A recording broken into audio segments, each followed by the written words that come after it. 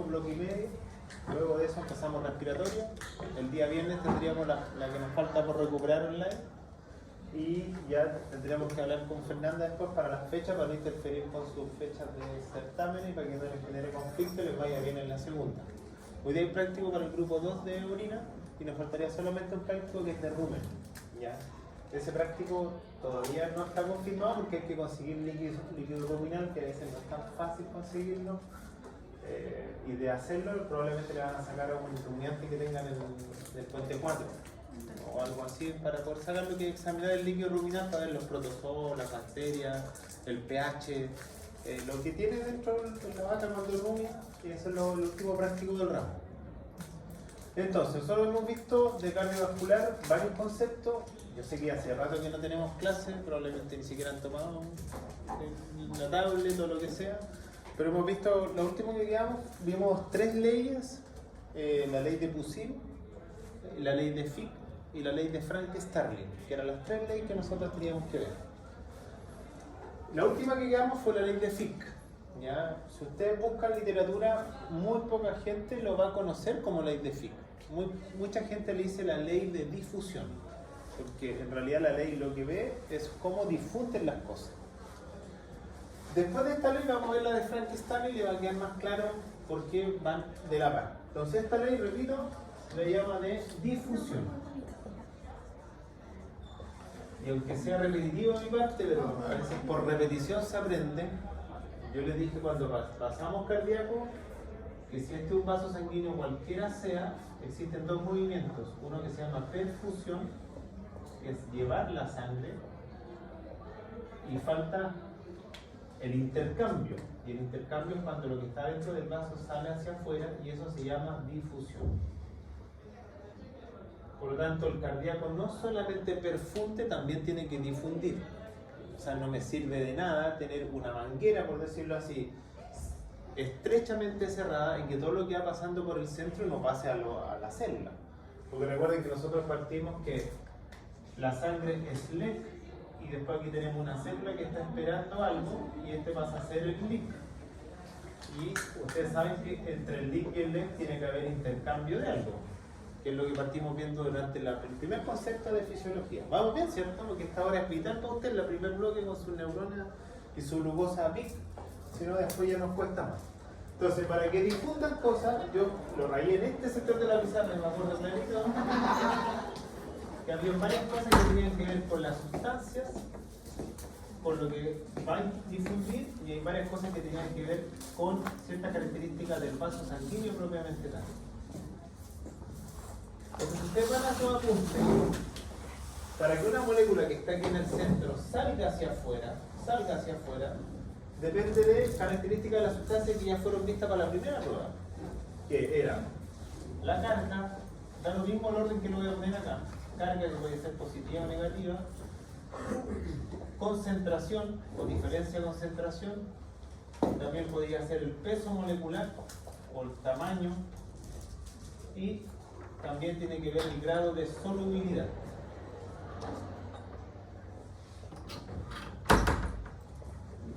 Entonces, si la carga es catiónica, si la carga es aniónica, si hay mayor concentración adentro o afuera, si el peso molecular de la sustancia es grande o chica, y si tiene una solubilidad buena o mala. Es decir, ¿le gusta la grasa o le gusta el agua? Entonces esas son características de la sustancia, por lo tanto esto va cambiando dependiendo de la sustancia que yo vaya poniendo en la imagen. Y si ustedes se acuerdan de la prueba, en la prueba había una pregunta que decía ¿cuál de las siguientes sustancias tiene más solubilidad? Yo le ponía sodio, cloro, potasio, magnesio, y de repente le ponía oxígeno y CO2. Los gases son los más fáciles de atravesar, menos mal. Aunque igual tiene sus complicaciones, porque como el CO2 atraviesa muy fácil, por eso un perro en un incendio o una persona en un incendio muere rápidamente, fulminantemente, porque el que atraviesa más rápido es el CO2 que el oxígeno. Entonces muere intoxicado por CO2 o monóxido de carbono. O sea, la gente que se le queda el gas prendido en la cocina, o la gente que está en un exceso de CO2, el animal muere antes, o la persona muere antes de quemarse.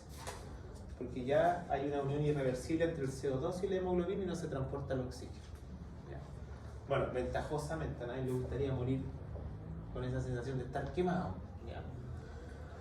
Entonces, esto varía de acuerdo a la sustancia y por lo tanto ya fue visto para la primera prueba. Otra cosa que ya fue visto para la primera prueba, y una cosa que suena bonito esto.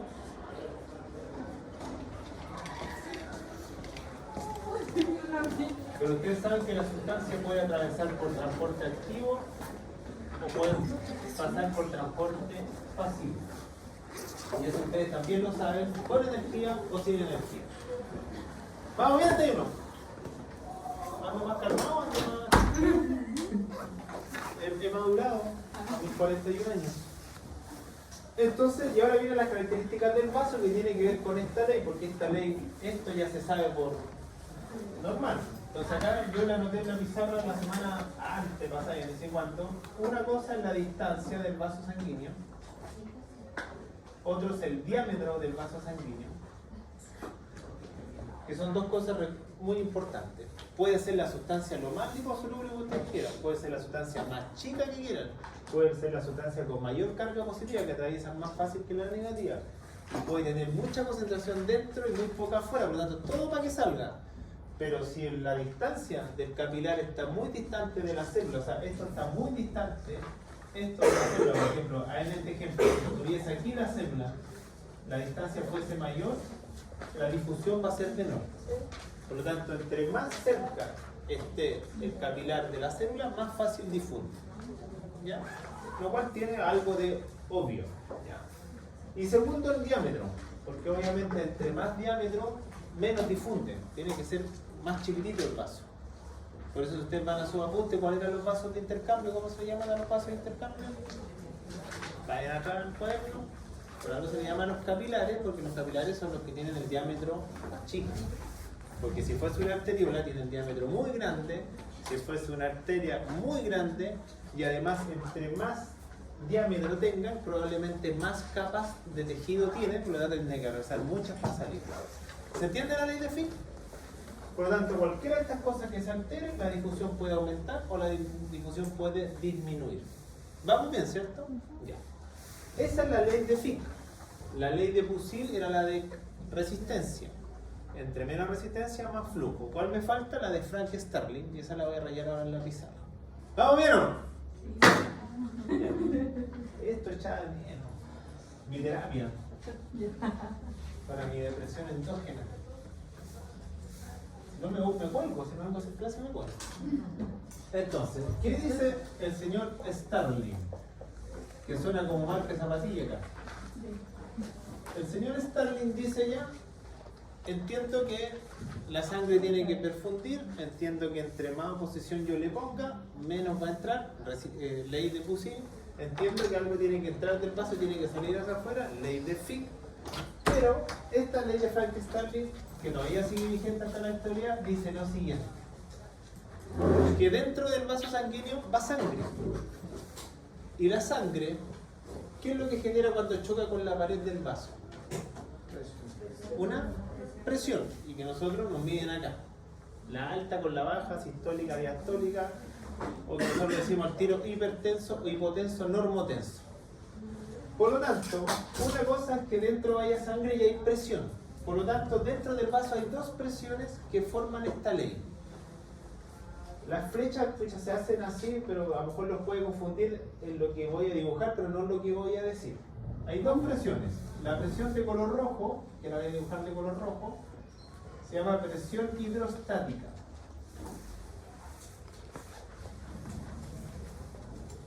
Hidrostática se llama la presión de color rojo que voy a rayar en la pizarra. Suena bonito el término presión hidrostática, pero en realidad no es otra cosa que la presión arterial. Algunos dirán, pero profe, y si no la mido en la arteria, bueno, presión hidrostática. Por eso presión hidrostática no dicen qué vaso, es una presión que está dentro de un componente. Y la otra presión, que la voy a dibujar de color azul, se llama presión oncótica. Los libros llaman coloidosmótica. Del plasma. Entonces este personaje dijo que hay dos presiones dentro del vaso. Vamos a dibujarla para que entiendan lo que hace. Estas dos presiones son antagónicas. Mientras uno hace la fuerza hacia un lado, la otra hace fuerza hacia el otro lado. Son como el perro y el gato, el yin con el yang. Pero estas dos presiones tienen que tener una diferencia. Tiene que haber una diferencia. Entonces, como son presiones, todas las presiones se miden en una unidad métrica que se llama milímetros de mercurio.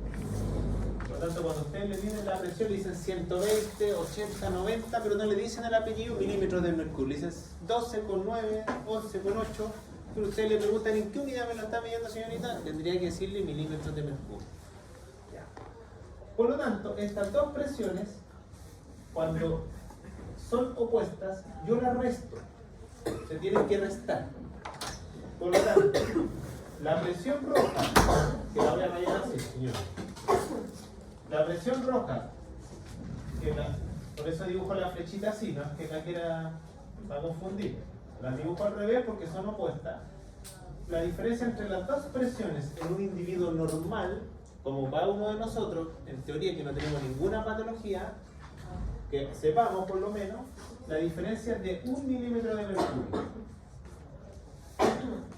Obviamente, si yo entiendo eso matemáticamente, estoy diciendo que la roja es más alta que el azul en 1 milímetro de mercurio. Si no, sería menos 1, sería un valor negativo. Por lo tanto, como es 1 milímetro de mercurio, ustedes van entendiendo que hay una presión más alta que la otra. ¿Cuál es la más alta? La hidrostática. ¿Cuál es la más baja? La oscótica. Pero 1 milímetro. Por ende, yo creo que ustedes me entenderían que si yo digo que la presión, la diferencia es más de 1, algo tiene que provocar, o si la diferencia es 0 o menos, algo tiene que provocar. Ahora voy a explicar de qué consisten estas dos presiones. Me siento tranquilo, ¿qué pasa? Está bien. Porque está bien. Está normal. Sé que ya me voy a sentir claro. Entonces, esta presión hidrostática es la presión arterial. Y ustedes saben que la presión arterial no es otra cosa que cuando la sangre sale de alguna parte, choca con la pared y el chocar con la pared tienen una presión. Por lo tanto, si ustedes me van entendiendo, esta presión arterial, ¿de quién depende? ¿Quién es el que puede hacer que la sangre salga con más fuerza y choque con la pared y haga que esto aumente? El corazón. Por lo tanto, una persona hipertensa no le dan remedios para diarrea, para vómito, no le dan diarrea, no le dan remedios para otra cosa que no sea regular la presión. Por lo tanto, para la presión hidrostática o presión arterial, el fundamental es el corazón. No es el único. Porque, ¿qué otra? Por ejemplo, yo le pongo el siguiente ejemplo: corazón normal. Corazón con su ciclo normal, con sus ruidos normales, con el fonendo normal, pero la persona igual tiene la presión alta. ¿Puede darse eso? Puede ser que una persona tenga el corazón normal, pero su presión alta. Por ejemplo, ¿qué le pasa a las personas que le da crisis de pánico? Se sienten como que ya se les pasaría el corazón, pero su corazón está bien, ¿no? Morfológicamente, radiográficamente, ecográficamente, electrocardiográficamente, pero tienen una sensación de que se les va a salir el corazón o que se van a morir, porque obviamente el sistema nervioso autónomo igual regula al sistema. A pesar de que el corazón no tiene una neurona que le dice, oye, contráete, o yo no le puedo decir al corazón, oye, contráete ahora, pero eso también lo regula. Y ustedes dirán, pero entonces ¿cómo lo hace? Porque el corazón y las arterias también están afectadas por el sistema nervioso autónomo. Defienden que el sistema nervioso autónomo hace que el corazón tenga taquicardia o bradicardia y hacen que la arteria haga esto, la arterial haga esto, dilate o contrae. ¿Se entiende? Y eso va a alterar presiones también. Entonces, corazón y vasos tienen que ver con esto. Ahora, la otra presión, la opuesta. Usted dirá ya. La presión arterial, ¿por qué se dibuja con la flechita hacia afuera? O sea, con la flechita hacia arriba, porque la presión arterial lo que favorece es que todo lo que está dentro del vaso salga hacia afuera. ¿Ya? Pues usted, no sé si le llama la atención que una persona que tiene problemas cardíacos tiene sus patas hinchadísimas.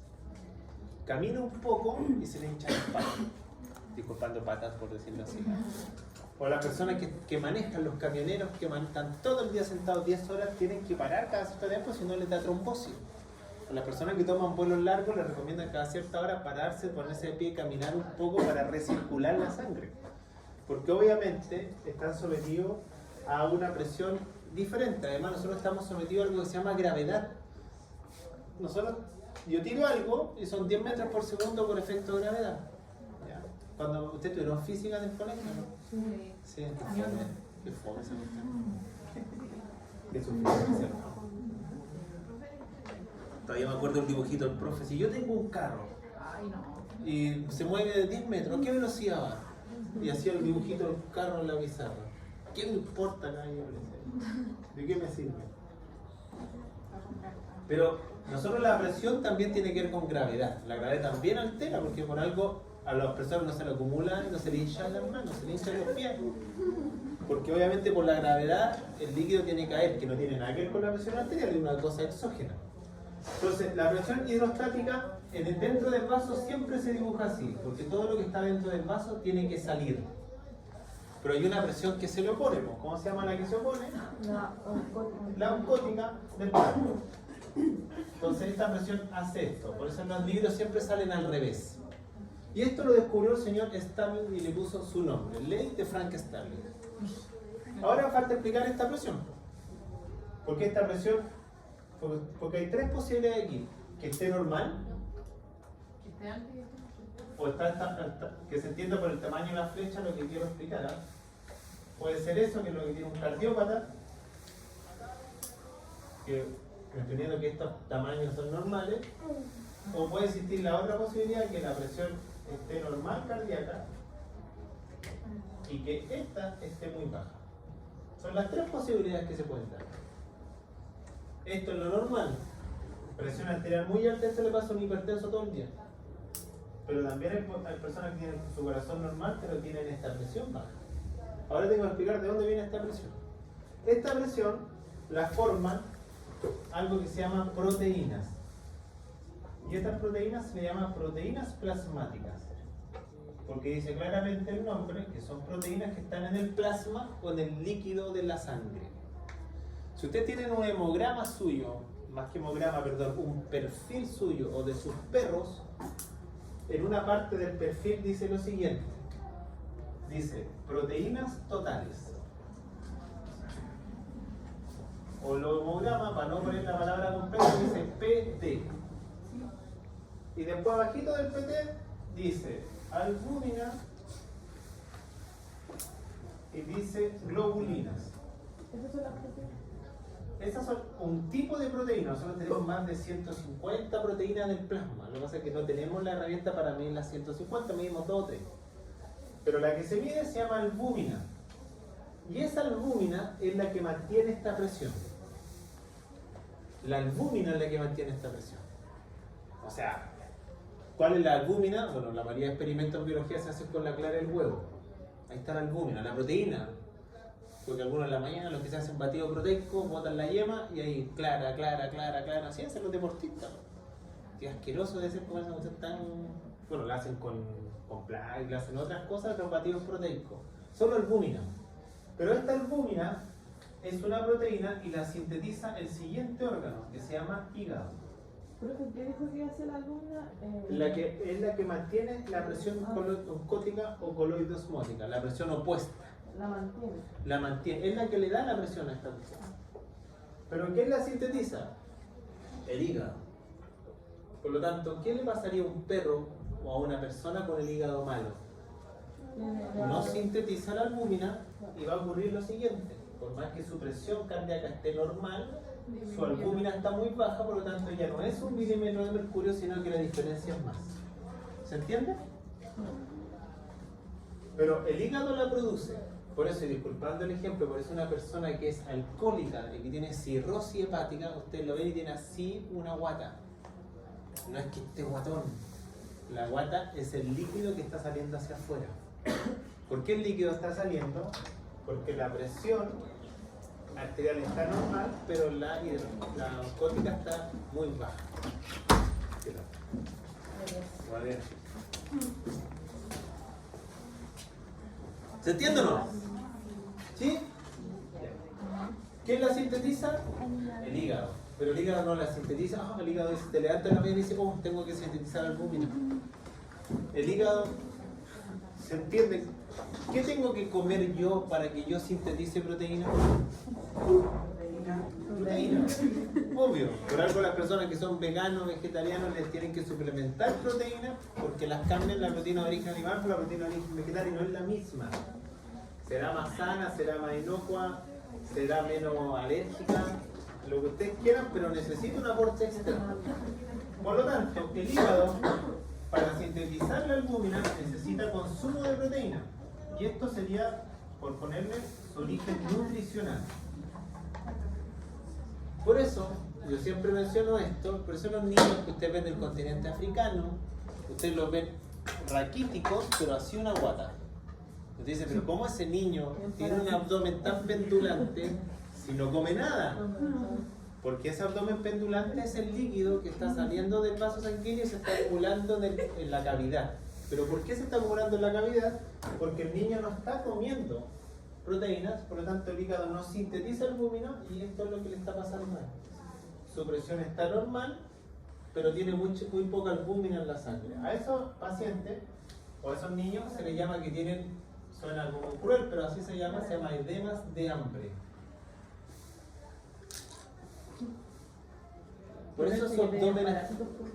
En los perros se da eso, ¿no? El cachorrito que ustedes nacen, que usted le dan besitos en la boca y que el olor a cachorro es genial y que nos encantan los cachorros, él está recontra parasitado porque la madre le transmite los parásitos. Los parásitos se los transmite por la leche o se los transmite dentro del útero y cuando el cachorro nace, antes de que los desparasite, tiene el abdomen súper dilatado porque el parásito ¿qué hace? El parásito come proteínas. El parásito es un parásito, vive a expensas de un hospedero. Bueno, ustedes están en parasitario ahora, ¿no? Entonces ahí le causa una hipoproteinemia. Hipo, poco, proteinemia, proteína en plasma. El hígado está sano, pero está recontra parasitado. Por eso lo ven gordito y todo, y le dan besitos en la boca, sabiendo los ciclos de toxocara, sabiendo los ciclos de acilostomios, le importa un rábano, el perro se lame la zona anal después de defecar y después los besitos en la boca. Qué lindo, ¿no? Ay, profe. Pero ese olor es el mejor olor de la veterinaria, el olor a leche fermentada de la boca de un cachorro. Ese es el olor, el único olor que me gusta de veterinaria, ninguno. ¿No? Y el de una palpación tan rectal, a nosotros nos los dan con las fecas en las vacas cuando palpan, pero los de uno, asqueroso. Sí, asqueroso. Yo no veo veterinaria y digo, ¿cómo limpian esas plantas? Ahí mandan fotos de la vena de diarreas, de la clínica y limpiando esa diarrea. Pero de uno no la limpiaríamos ni cantando. No sé, yo no la limpiaría. No. Cuando vomitan, entonces la limpian. Es que recuerden que nosotros, ¿cuál es el asco? Nosotros somos omnívoros. Comemos de todo, entonces los olores que producimos son muy diversos. En cambio, un perro tiene una dieta carnívora. Bueno, a no ser que alguno lo haga vegano, los perros. Hay gente que lo hace vegano. Entonces tenemos nutricional, tenemos hepático. Y el otro que nos falta explicar es el riñón. Porque ustedes me dirán, profe, ¿qué tiene que ver el riñón? Que todavía no hemos visto fisiología urinaria, pero ustedes saben que, ¿qué le dicen a la gente, que no es que sea mito, pero la gente que va al gimnasio y toma proteína? Que consume proteína, creatinina, carnitina y todos los suplementos, y así unos potes tiene en la casa y está hinchado como guarizapa, puro... Y dice, oye, está ahí haciendo peor en los riñones, le dicen. ¿Por qué le dicen eso? Porque en realidad el raciocinio que tiene eso es que el riñón filtra proteínas, pero no las debiese excretar. Las debiese reabsorber. Por lo tanto, si una persona, para que se entienda el ejemplo, come bien proteína, su hígado sintetiza albúmina, pero su riñón está fallando, el riñón está perdiendo proteínas. Y si yo pierdo albúmina, ¿qué va a pasar con esta presión? Va a disminuir. Por lo tanto, los líquidos van a salir hacia afuera. Por eso una persona que tiene problemas renales tiene que dializarse cada 4 horas todos los días, porque si no va a estar filtrando líquido como un crescencio, pero ese líquido no va a estar en el plasma, sino que el líquido va a estar en cavidades, y eso no le sirve a la persona. ¿Se entendió? Por lo tanto, cuando ustedes ven un animal que llega, y aquí le ponemos la parte práctica, llega con edema, ¿alguien sabe qué significa edema? ¿Son líquidos? líquido en espacios intersticiales o cavidades. ¿Ya? Si alguien llega con efusión, le dicen los clínicos, oh, tiene efusión. Suena bonito, efusión es como, suena como efusivo, ¿no?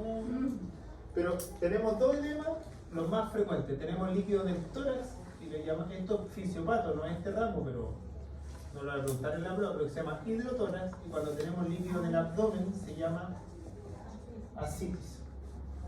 Entonces ustedes cuando vean en su práctica básica, donde sea persona o animal con líquido en una cavidad, ustedes tienen que meterse en la cabeza que aquí tiene que algo pasar con esta ley.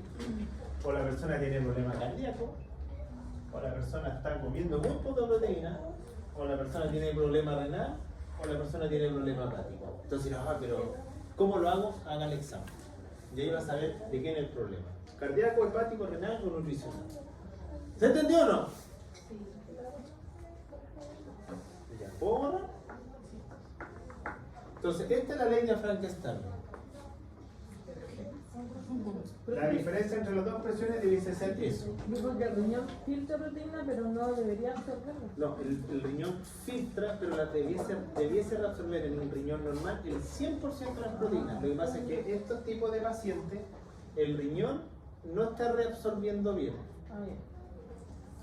Bueno, ustedes tuvieron histología. ¿Quién es el que reabsorbe las proteínas? ¿Qué parte del riñón es?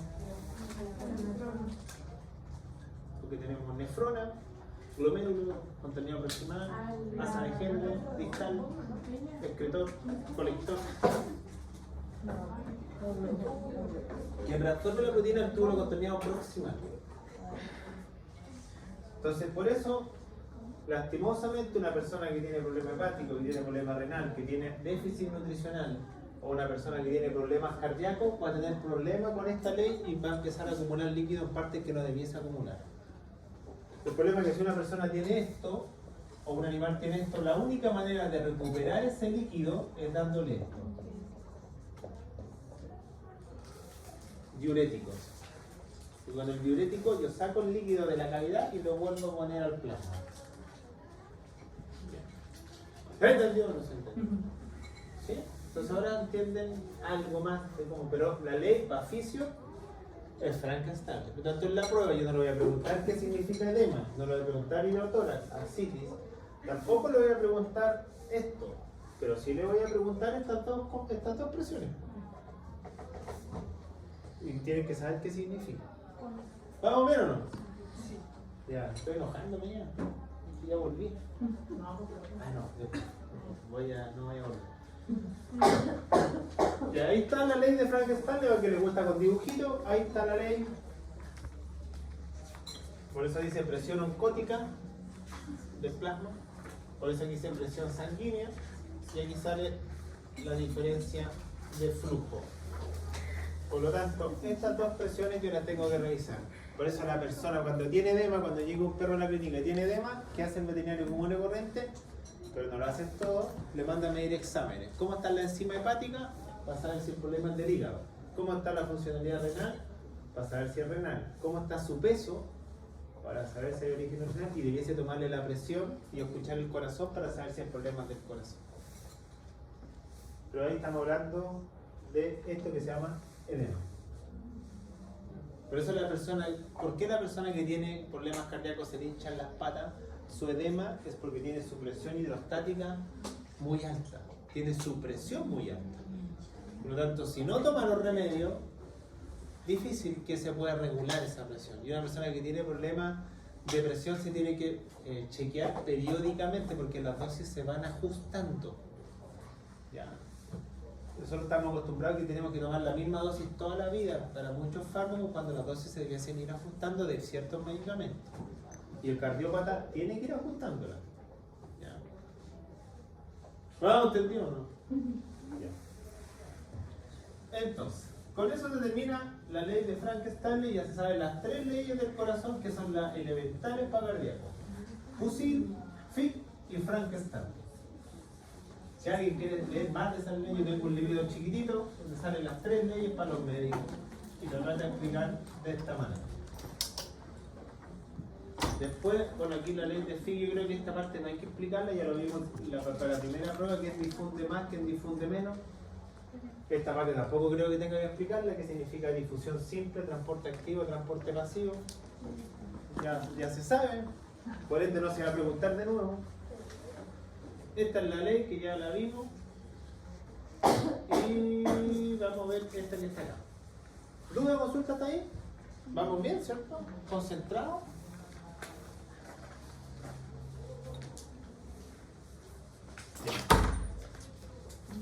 Vamos a ver esto que se llama acá. Dice control metabólico del flujo. Dice control metabólico. Dice control que yo regulo el aporte de sangre hacia un tejido, hacia un sector. Esto ustedes lo conocen de otra manera. Ustedes lo conocen de esta manera que está aquí. Yo creo que muchos de ustedes lo han hecho en la clínica, en la práctica. ¿Alguien sabe qué significa eso? Hay gente que lo dice de dos maneras dependiendo del texto que ustedes revisen. Suena como medio político, como el tratado de comercio, no sé. Esto se llama tiempo de relleno capilar o tiempo de llenado capilar. A veces algunos lo escriben con doble L de llenado, en algunos textos en español, y nosotros le decimos rellene tiempo y esto es capilar. ¿Dónde se hace este tiempo de relleno? Todos lo hacemos en la encía. Pero yo creo que se hace en la encía por dos motivos. Primero, porque tenemos sujeción del paciente. Yo creo que ese es el motivo más importante, porque ese tiempo de relleno yo lo puedo hacer en cualquier parte. Nosotros, para los perros más difícil, para nosotros es súper fácil en la uña. Yo aprieto la uña, se pone blanco y en cuántos segundos se vuelve a poner rosadito. Nosotros lo vimos para deshidratación. Si ese tiempo de relleno se altera, ya tiene entre un 6 a 8% de deshidratación del paciente y hay que ponerle suero. ¿Qué tiene que ver esto con esto? Porque esto, lo que se conoce en realidad, se le conoce como hiperemia reactiva.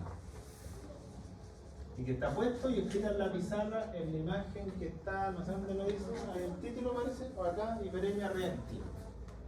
Vamos a explicar la hiperemia reactiva primero y después vamos a explicar la hiperemia activa. Pero antes de pasar a esas dos explicaciones, algunos me dirán decir, profe, ¿qué es hiperemia?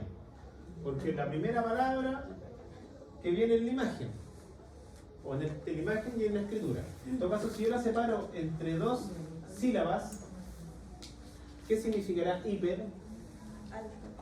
Más alto, más, o mayor, o alguno que le confunda. El Pac-Man es mayor. ¿Pero mayor qué? Si se dice emia, todo lo que sea emia tiene que ver con sangre. Entonces cuando usted le dicen el paciente, pelusa, la que sea, tiene hiperemia, porque es una palabra que ustedes deben empezar a ocupar en su vocabulario medio, porque ustedes no están estudiando para decir, oh, tiene rojito. Si ustedes están estudiando para eso, mejor esto es otra cosa. Entonces, hiperemia, la definición técnica lo voy a escribir tal cual como salen los textos de medicina, pero para que se entienda, acumulación de sangre en el lado arterial.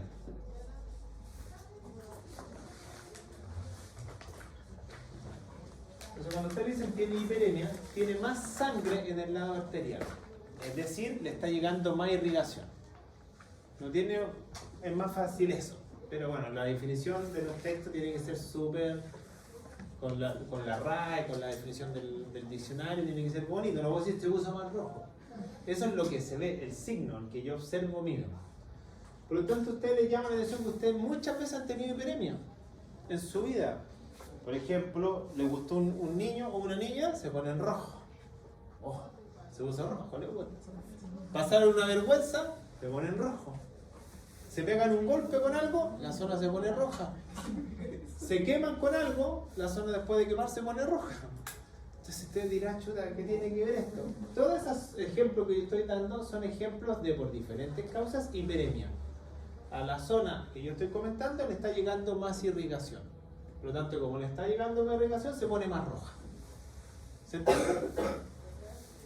Entonces, algunos dirán, entonces, profe, ¿usted lo que quiere decir que en ese sector hay más flujo? Probablemente sí.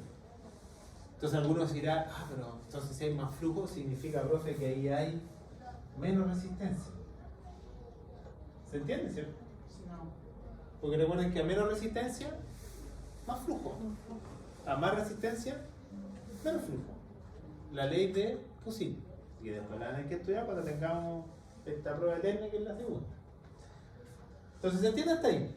Entonces, por eso el texto dice hiperemia reactiva abajo y acá arriba le dice hiperemia activa. O los textos a la activa le llaman fisiológica.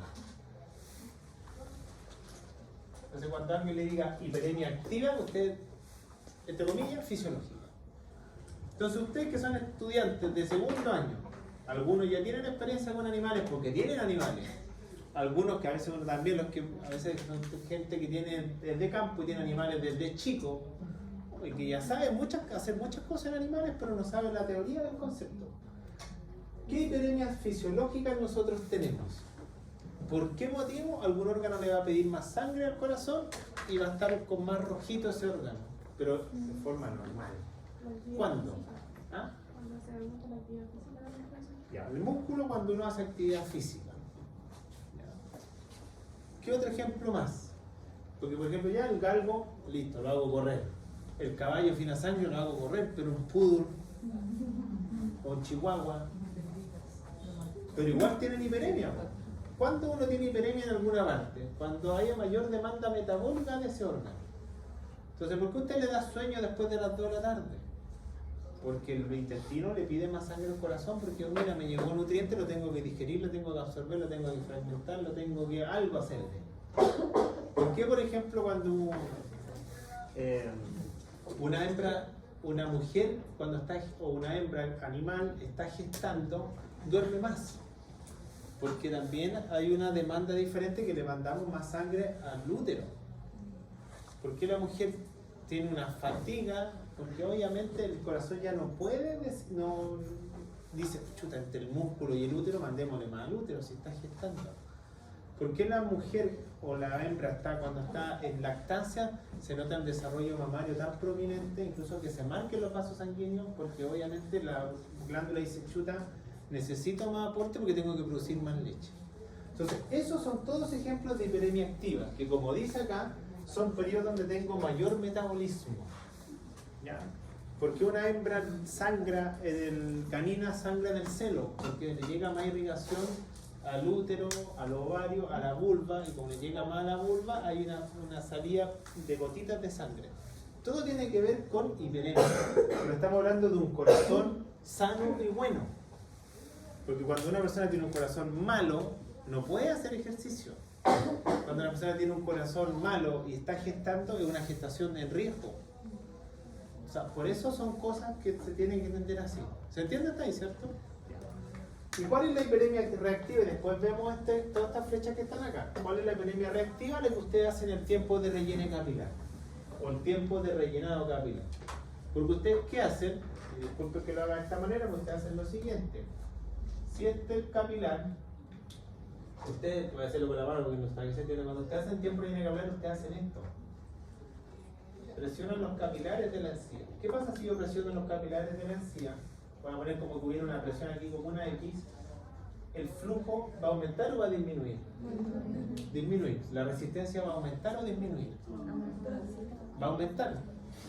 Saco el dedo y después viene lo contrario. Menor resistencia, un flujo muy rápido. Por lo tanto, eso es lo que muestra esta parte. Cuando ustedes presionan el capilar, generan un periodo donde no hay flujo, donde obstruyen mecánicamente ese sector y después pasa un flujo acelerado. Lo único que yo quiero ver cuando yo hago esto es cómo está este control metabólico del flujo. Que ahora voy a explicar todas esas flechas que están. ¿Estamos bien o no? Porque a la larga ustedes, ¿qué ven con el tiempo de relleno capilar? Ven cómo está la perfusión periférica. ¿Qué es perfusión? El flujo que sale del corazón. ¿Y por qué se llama periférica? Porque la están haciendo en la circulación sistémico-periférica, la están haciendo fuera del corazón. El corazón está acá, yo estoy haciendo aquí el tiempo de relleno capilar. Se lo puede hacer en cualquier parte al perro, en la parte que usted quiera. Pero como el perro tiene tanta cubierta pilosa y tiene muchas mucosas y muchas uniones pigmentadas, es difícil por ver el rosado. ¿Ya? Recuerden que cuando uno ve el tiempo relleno capilar, uno lo que está viendo es en las mucosas cómo está esta cuestión. ¿Qué dijo de la perfusión? En la perfusión, lo que uno ve con el tiempo relleno capilar es cómo, porque si me hago acá, es cómo está la perfusión en la parte periférica, fuera del sistema cardiovascular, o sea, fuera del tórax, nuestro refiere. Entonces, si usted ve toda esa cháchara que está puesto ahí, claro, yo no le puedo decir, ¿sabe qué, señora María? Le voy a hacer a su perrita pelusa una prueba de hiperemia reactiva. No, yo lo único que le puedo decir, su perra por esto que estoy haciendo está deshidratada o está hidratada. O necesita fluidoterapia o no la necesita. Ya, pero no le puedo decir eso, pero tengo que saberlo, obviamente. Entonces, ¿qué es lo que explica toda esta cháchara que está aquí? Y ahora vamos a ir una por una, aunque no creo que tenga tanta ciencia explicar esta cuestión. Entonces, para explicar todo ese gráfico hay que tener lo siguiente, hay que tener los siguientes conceptos. Hay que tener esto, pero usted ya lo va sabiendo, porque usted ya me han ido contestando. Hay que saber la palabra resistencia. Segundo, hay que saber la palabra flujo. Tercero, hay que saber la palabra perfusión. Y hay que saber la palabra que se llama vasoconstricción, vasodilatación.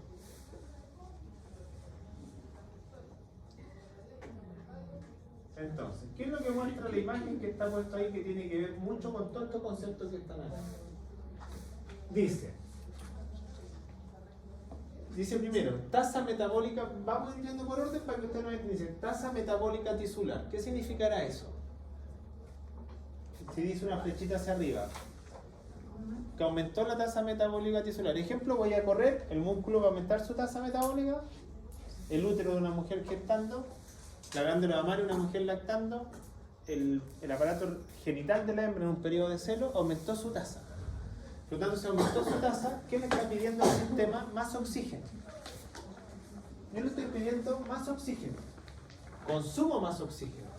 Pero ustedes saben que cada vez, después viene el respiratorio, cada vez que yo consumo oxígeno, también excreto más productos de desecho. ¿Cuál es el producto de desecho más comúnmente?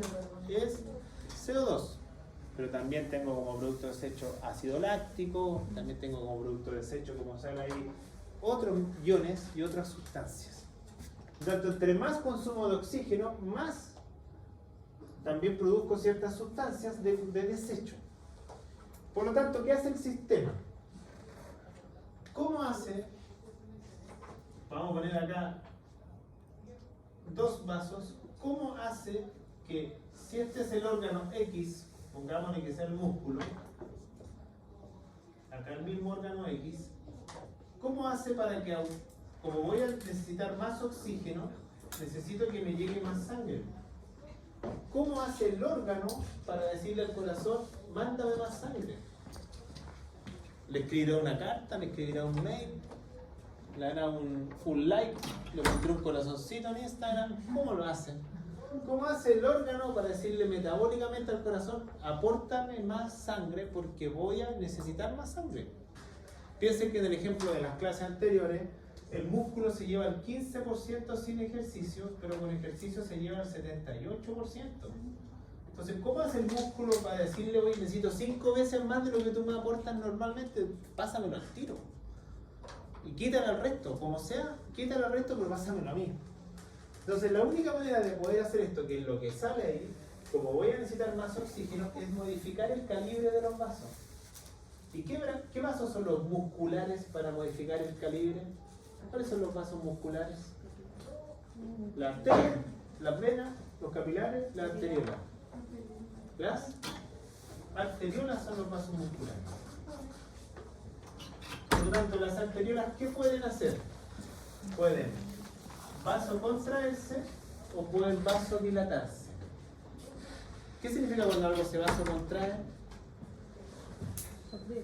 Se achica. ¿Qué pasa cuando algo se vasodilata? Se agranda. Por lo tanto, si hay vasoconstricción, ¿qué va a pasar con el flujo? ¿Qué va a pasar con el flujo? Va a ser menor. ¿Qué va a pasar con la resistencia? Va a ser mayor. ¿Qué pasa cuando se vasodilata? El flujo va a ser mayor y la resistencia va a ser menor.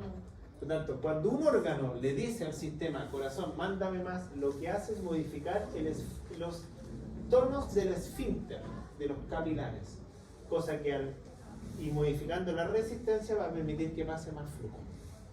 O sea, si no tuviésemos esa posibilidad, significa que todos los órganos recibiríamos todo el día lo mismo.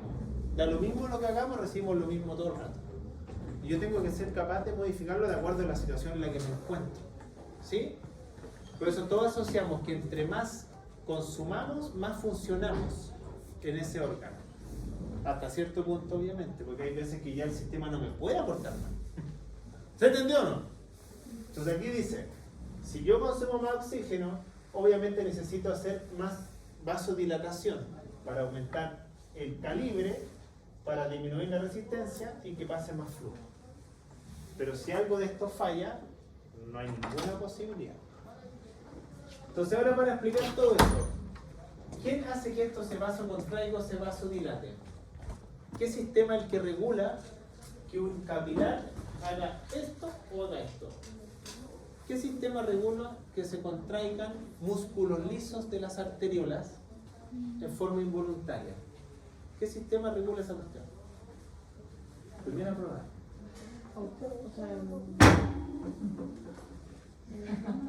¿Cuál fue? ¿Cuál es el que regula la contracción de músculos involuntarios? El sistema nervioso autónomo.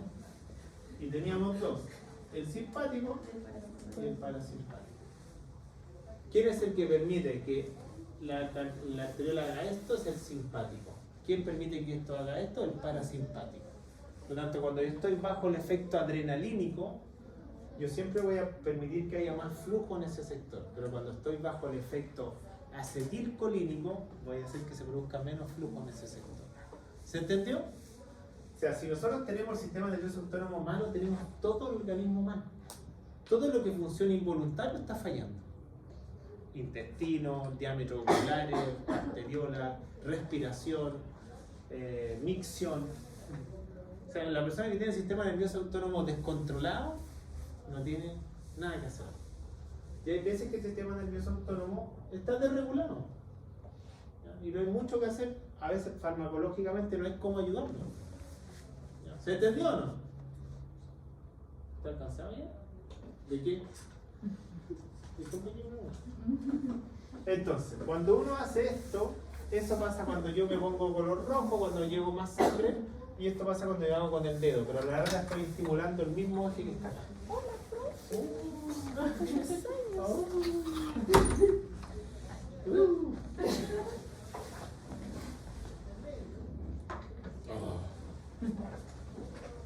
¿Duda, consulta? ¿No? Entonces alguno dirá, ¿cómo miércoles me voy a preguntar esto en la prueba? Entonces yo le pongo en la prueba, persona que quiere realizar mayor ejercicio, mujer que está preñada, ¿qué sucede para controlar metabólicamente el flujo? Aumenta la resistencia, disminuye la resistencia, aumenta el flujo, hay vasodilatación, funciona el sistema nervioso simpático, el parasimpático, y lo estoy diciendo de palabras, pero se lo pongo en alternativa, porque si le digo explíquemelo, me van a dejar en blanco la respuesta, probablemente. Porque cuando uno le dice explica, esa palabra les cuesta un montón. Pero cuando le digo defina, no les cuesta porque memorizan. Pero explicar, ¿por qué cuesta tanto explicar? Porque primero hay que entender para explicar. Si yo no entiendo, no voy a poder explicar. O sea, yo para poder hacer esta clase primero lo tengo que entender yo, sino ¿cómo lo voy a explicar? Pero igual hay profes que vienen a hacer la clase y no entienden lo que están explicando.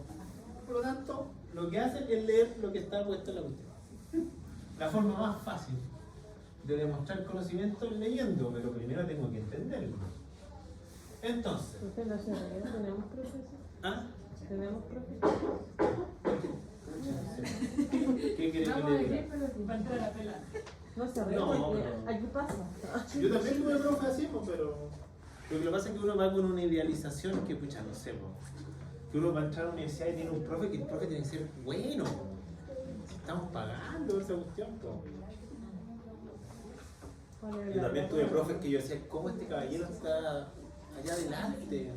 O esta señora está allá adelante. Pero es así.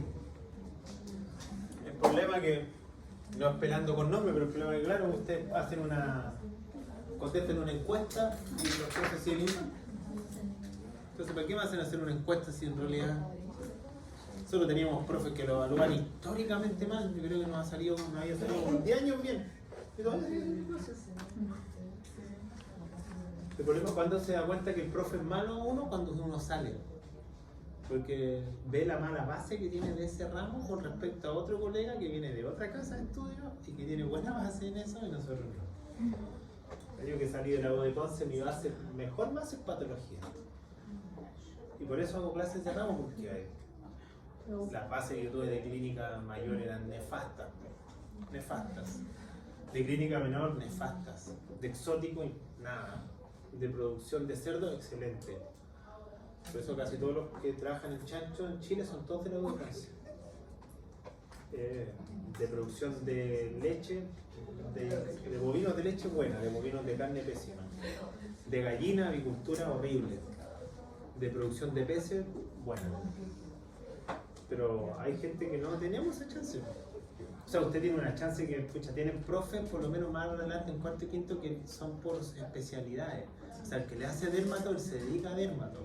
El que se hace reproductor, él hace esa cuestión. Pero claro, en ramos básicos, a veces la universidad no le pone atención a los ramos básicos, creo que son más importantes que los ramos de especialidad. Porque si no sé lo básico, ¿cómo me voy a dedicar a algo específico? Espero que a uno no lo evalúen mal. Si no me voy nomás. Y hagamos recreo de antes que salgan los otros para que no. A las 10:45 volvemos con el segundo.